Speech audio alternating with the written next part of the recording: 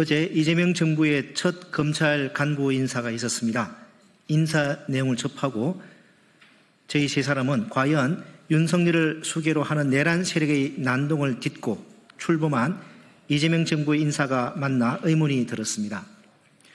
특히 저희 세 사람이 피고인으로 4년 넘게 재판받은 김학의 출국금지 사건의 수사팀인 송강 검찰국장이 광주고검장으로 영전하고 임세진 검찰과장이 서울 남부지검 금융조사 1부장 이런 요직으로 전보된 것에 대하여는 참담함을 금할 수 없었습니다.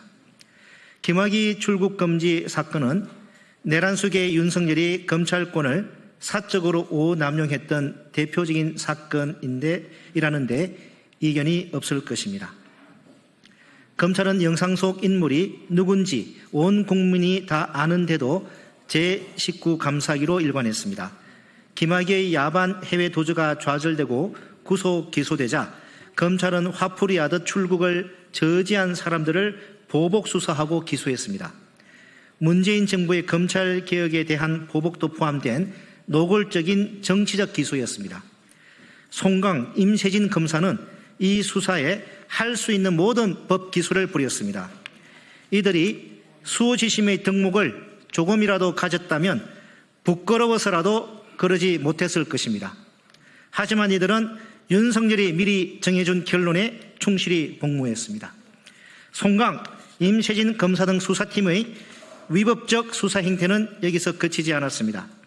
당시 수사팀은 출국 금지를 실행한 사람들에게는 가혹했지만 정작 출국 금지를 결정한 윤대진 당시 검찰국장, 봉욱 당시 대검 차장 등 고위 검찰 간부에 대해서는 수사를 하지 않고 사실을 묻어버렸습니다. 김학의 출국 금지 사건은 지난 6월 5일 대법원에서 전부 무죄가 확정되었습니다. 저희 세 사람은 4년 반 동안 모진 고초를 겪고 공무원으로서 명예도 심각하게 실추되었습니다. 그런데도 수사팀은 성찰은커녕 사과 한마디 없습니다. 그리고 어제 송강, 임세진 검사는 영전했습니다. 인사 과정에서 이러한 중요 인사 고려 사항이 간과되었다면 지금이라도 바로 잡아야 마땅합니다. 송강, 임세진 검사에 대한 영전은 다른 악질적 사건을 담당했던 검사들에게 잘못된 메시지로 기능할 수 있습니다. 이미 자신이 출국 금지 조치를 사전 승인했음에도 법원에서 사실과 다른 진술을 했다고 판결문에도 적시된 봉욱 당시 대검 차장검사가 민정수석비서관으로 임명된 바도 있습니다.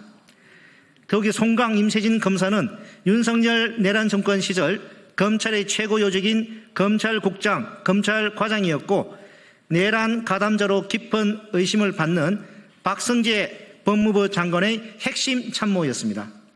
나아가 이런 부도덕한 수사를 한 자들이 중용되면 국민 여러분들은 이재명 정부의 검찰개혁 의지를 오해하고 불신할 수 있다는 우려 또한 큽니다. 윤석열의 졸개 역할을 하다가 새 정부가 들어서 짐을 싸려고 했던 정치 검사들도 뒤에서 웃으며 짐을 풀고 있을 것입니다. 2300여 검사들에게 정의롭지 않은 지시가 내려와도 그대로 하면 높은 자리에 갈 수 있다는 극히 나쁜 메시지가 될 것입니다. 모든 국정운영, 국가개혁이 그러하듯이 검찰개혁 역시 국민들의 신뢰와 지지 속에서 추진될 때 강력하게 추동되고 제도의 안착도 도모할 수 있습니다. 송강, 임세진 검사에 대한 이번 영전 인사가 이들이 김학의 출국금지 사건 수사팀의 핵심이었다는 점이 고려되지 아니하였다면 재고되어야 합니다. 더하여 이번 검찰 인사 전반에 걸쳐 검찰 내부 및 국민들에게 전달되는 메시지를 고려하여 그 합당성을 원점에서 제고해 주시기를 간곡히 요청드립니다. 저는 오늘 2년 전에 작성했던 김학의 출국금지 사건의 수사팀 검사들에 대한 고발장을 오늘 제출합니다.